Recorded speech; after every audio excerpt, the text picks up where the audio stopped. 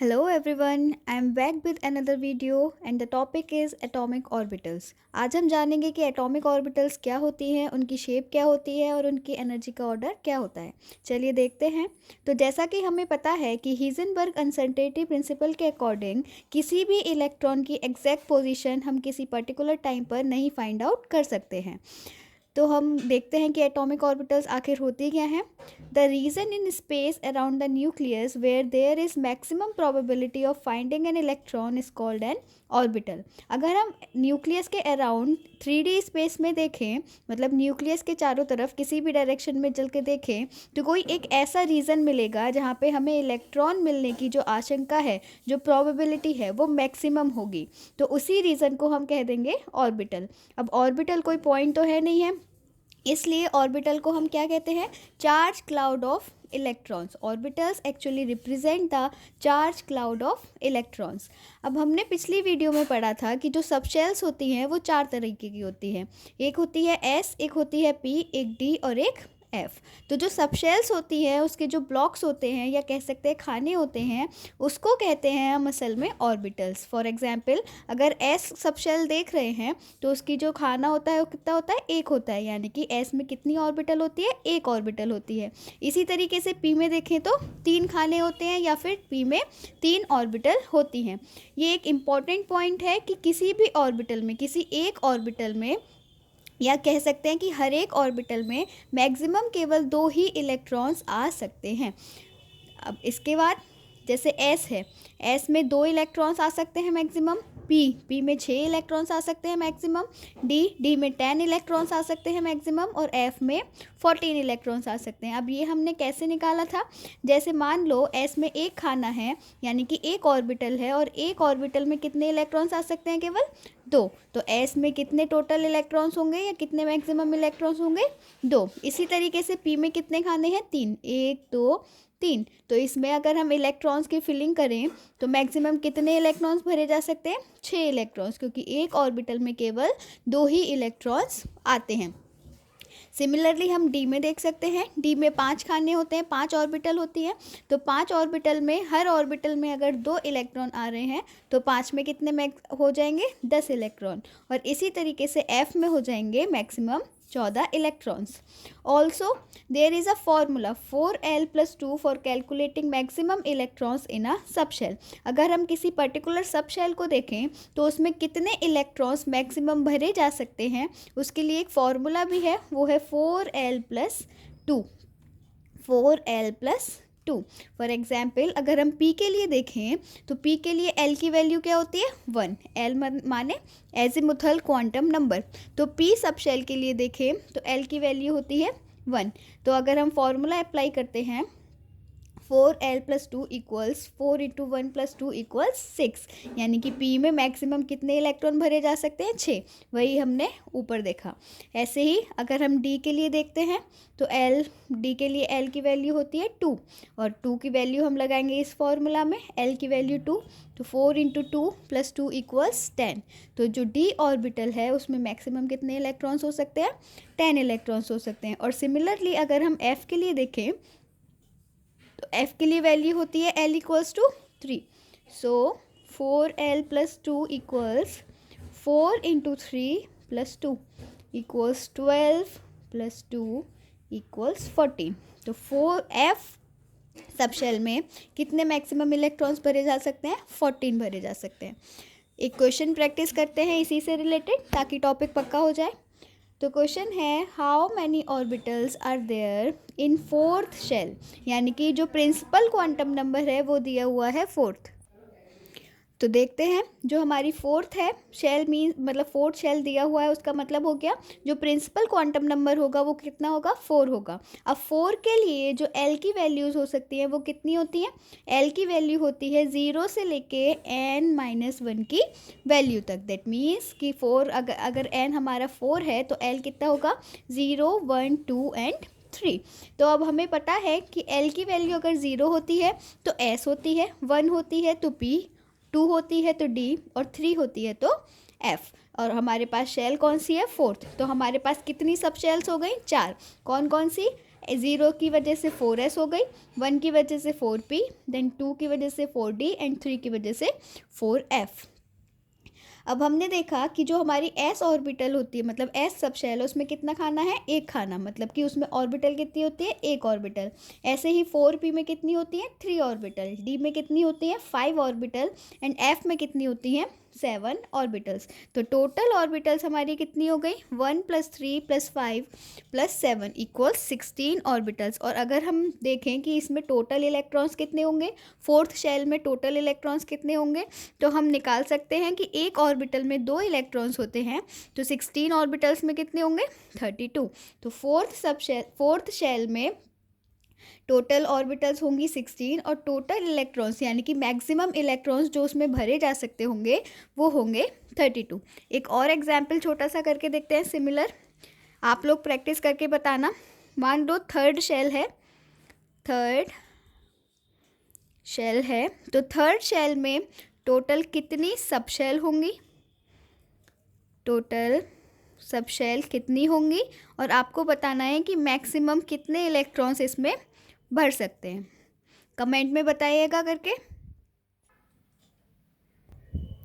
उसके बाद हम देखते हैं कि डिफरेंट ऑर्बिटल्स की जो एनर्जी होती है वो किस ऑर्डर में होती है। सबसे पहले इसमें देखो ये वाली चीज़, सबसे पहले देखो ये वाली चीज़ कि किसी एक पर्टिकुलर ऑर्बिट के लिए, यानी कि जो हमारी शेल है वो पर्टिकुलर है, तो उस शेल के लिए अगर एनर्जी ऑर्डर देखेंगे ऑर्बिटल का, तो होगा F की सबसे ज़्यादा एनर्जी, D की उससे कम P की, और उससे भी कम S की। यानी कि एग्जाम्पल के तौर पे देखें हम, तो अगर हमारी जो प्रिंसिपल शेल है वो 4 है, N = 4 है, तो एनर्जी किस टाइप से होगी कि 4S की सबसे कम होगी और 4F की सबसे ज़्यादा होगी। अब ये तो बात हुई कि केवल एक ही शेल की हम देख रहे हैं। जब हम अलग अलग शेल की देखेंगे, यानी कि हमारा जो प्रिंसिपल क्वांटम नंबर है वो डिफरेंट है, एन की वैल्यूज़ डिफरेंट है, तब अगर हम एनर्जी लेवल देखेंगे तो किस टाइप से हमें इस ग्राफ में, इस चार्ट में दिख रहा है।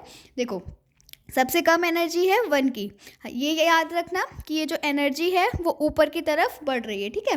तो सबसे कम एनर्जी 1s की, उसके बाद 2s, 2p, 3s, 3p, but then जो 3d आनी थी वो ऊपर है और 4s जो है वो नीचे है। तो इससे क्या पता चल रहा है कि जो एनर्जी है वो 3d की ज़्यादा होती है कंपेरेटिव टू 4s। और उसके बाद 4 की जो और ऑर्बिटल्स हैं 4p, 4d और 4f इस तरीके से लिखी हुई हैं। अभी 5 की इंक्लूड नहीं की है, वरना ये वाली भी ऊपर नीचे होती, ठीक है। तो अगर हम देखें कि 3D और 4s में 3D की एनर्जी ज़्यादा और 4s की एनर्जी कम है, ऐसा क्यों होता है, तो एक रूल होता है n+l रूल। n+l रूल में n माने हैं प्रिंसिपल क्वांटम नंबर और l माने हैं एजीमुथल क्वांटम नंबर। तो n+l रूल के हिसाब से जो 3D की एनर्जी है वो 4s से ज़्यादा होती है। अब किस तरीके से होती है, देखो 3D के लिए अगर हम देखें n+l की वैल्यू, तो n है 3, है ना, ये जो भी आगे नंबर होता है ये क्या बताता है, n बताता है, ये हमारी शेल बताता है। उसके बाद l की वैल्यू, d के लिए l की वैल्यू क्या होती है, 2 होती है, तो 3 + 2 = 5। ऐसे ही 4s के लिए देखें तो n की वैल्यू होगी 4 और s के लिए l की वैल्यू होगी 0, तो ये हो गया 4, यानी कि 5 ज़्यादा है 4 से। तो अब होता क्या है कि जो भी इलेक्ट्रॉन होता है, आफबाउ के रूल के हिसाब से, आफबाउ का रूल हम आगे पढ़ेंगे कि किस तरीके से इलेक्ट्रॉन की फिलिंग की जाती है, उसके सारे रूल्स हम अगली वीडियो में पढ़ेंगे, तो आप देखिएगा ज़रूर। जब तक यहाँ पे देखते हैं कि जो n+l की वैल्यू होती है वो जितनी कम होगी इलेक्ट्रॉन उसमें उतना जल्दी जाएगा। यानी कि अगर कंपैरेटिवली देखें तो इसकी वैल्यू ज़्यादा है, इसकी वैल्यू कम है, तो इलेक्ट्रॉन पहले किस में जाएगा, 4s में जाएगा, और 4 इलेक्ट्रॉन पहले उसी में जाता है जिसकी एनर्जी कम होती है। तो इसलिए इस रूल के हिसाब से 4s की एनर्जी कम है और 3d की एनर्जी ज़्यादा है। More the n+l value more is the energy. और जो रूल होता है वो यही होता है कि n+l की वैल्यू जितनी कम होगी इलेक्ट्रॉन उसमें पहले जाएगा। उसके बाद सेम ऑर्बिट वाला हमने पढ़ ही लिया था। फिर देखते हैं कि एटॉमिक ऑर्बिटल्स की शेप क्या होती है, किस तरीके से होती है। हमारी जो चारों सब शेल हैं, S है, P है, D है, F है, उसमें जो ऑर्बिटल्स हैं तो उनकी शेप किस किस तरीके से होती है वो देखते हैं। तो सबसे पहले इतना तो हमें पता ही है कि सारी की सारी ऑर्बिटल्स की शेप डिफरेंट होंगी, कोई भी सेम नहीं होगी। तो सबसे पहले देखते हैं एस ऑर्बिटल। तो all s orbitals are spherical. आपको ये चीज़ याद रखनी है कि एस ऑर्बिटल की शेप क्या होती है, स्फेरिकल होती है। The nucleus is present in the centre. Centre में न्यूक्लियस होता है एटम के। हमें ये पता ही है कि एटम किस चीज़ का बना होता है। एटम में सेंटर में न्यूक्लियस होता है और उसके चारों तरफ जो शेल्स होती हैं उसमें होते हैं इलेक्ट्रॉन्स, ठीक है। और न्यूक्लियस पे कैसा चार्ज होता है, पॉजिटिव चार्ज होता है। अब न्यूक्लियस पे पॉजिटिव चार्ज किसकी वजह से होता है, ये आप लोग बताओगे कमेंट्स में।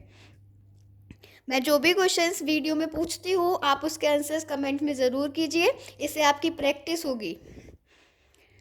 फिर देखते हैं कि nucleus is present in centre which is denoted by positive sign.